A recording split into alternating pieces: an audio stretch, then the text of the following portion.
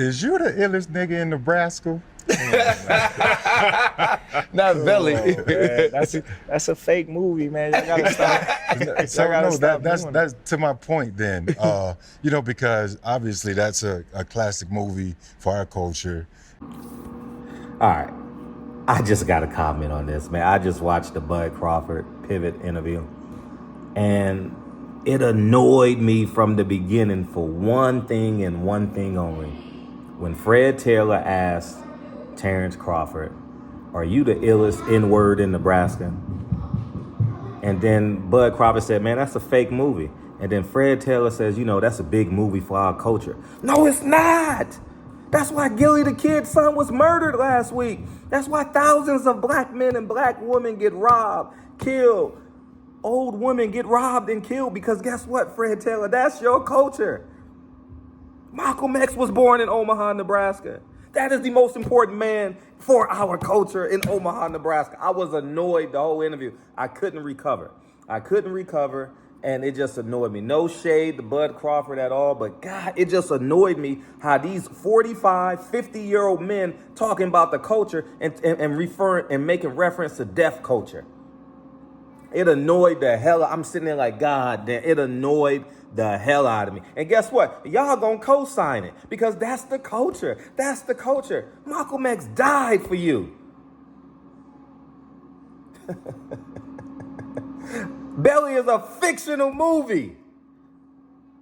But that's the mindset of for the culture. Bang, bang, for the culture. Shoot 'em up, bang, bang. And I know. That's why I volunteer probably over 20 hours a week. I volunteer. Kids with no fathers, kids with no mothers, kids below the poverty line, kids above the poverty line, kids with two parents, black, white, Asian, tall, short, or brown, it don't matter. I use that basketball to mentor kids, not to show them the movie Belly.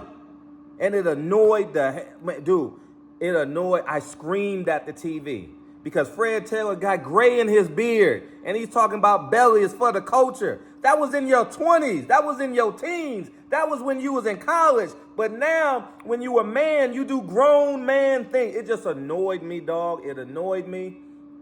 The fact that you're talking about one of the greatest fighters in Omaha, Nebraska, and not one mention of Malcolm X. Malcolm X was only mentioned as a joke about hair. But that's the gap. We talk about economic gap. We talk about voting gaps. How about the intellectual gap in black men? Anyways, I'm going to stop here. But Fred Taylor, I was so annoyed, man.